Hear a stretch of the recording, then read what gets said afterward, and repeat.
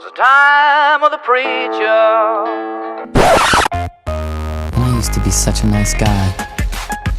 Well, for a man that don't go healed, you run your mouth kind of reckless, don't you? It's a little too early for being that loud. Hey, too late. What an incredible Cinderella story. This unknown comes out of nowhere. I guess I'm the only one that remains unaffiliated. Welcome to the 401 Podcast, where for 4 minutes we tackle one topic.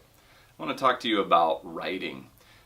Over the years, I've written quite a bit. I'm not saying it's great writing, wonderful writing, anything like that. It's an expression of what's going on inside of me, and I found it to be extremely useful, oftentimes cathartic, sometimes a bit alarming, even scary, to kind of take the inward turn and to dig up everything that's going on in the inside, and then to spit it out onto the page in front of you.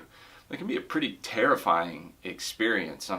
For me, I found that it's really almost impossible to lie in print. I can do it in prayer. I can do it in casual conversations. I could probably do it pretty easily on a podcast.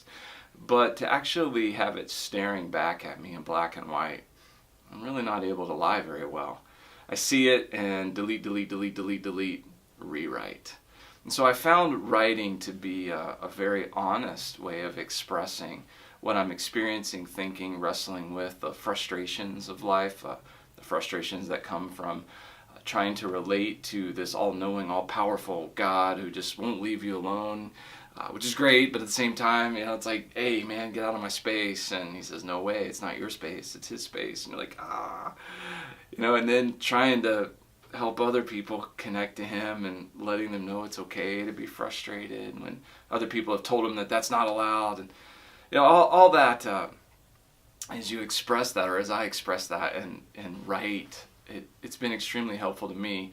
I think at times it's been helpful to others. It does create a kind of a written record of the experiences and the life that I'm experiencing and the thoughts that I'm having.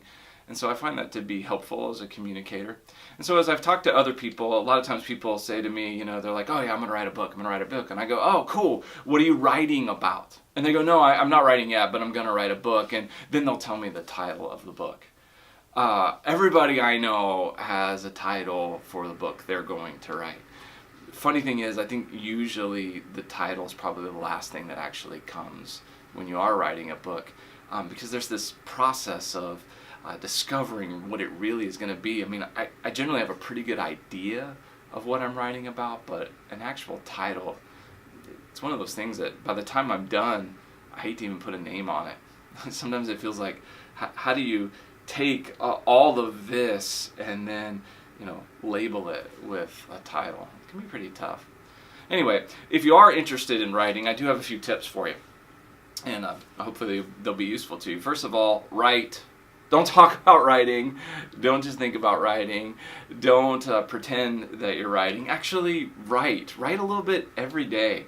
Even if it's just, one amazing sentence or one terrible sentence. Write something every single day. Get into the habit and the process of getting what's on the inside out.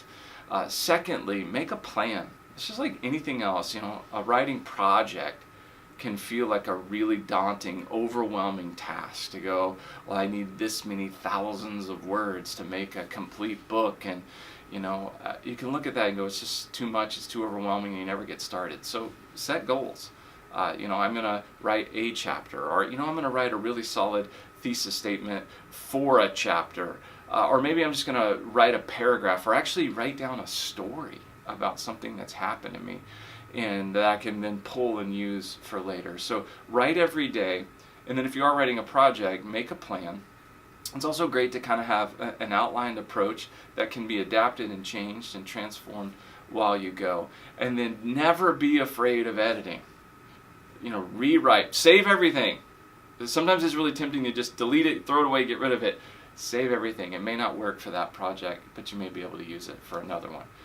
Most importantly, I think it's just healthy and cathartic and good to go ahead and get what's going on in here out in front of you in a place where you can see it, where you're able to wrestle with it and deal with it honestly. So I hope you will write.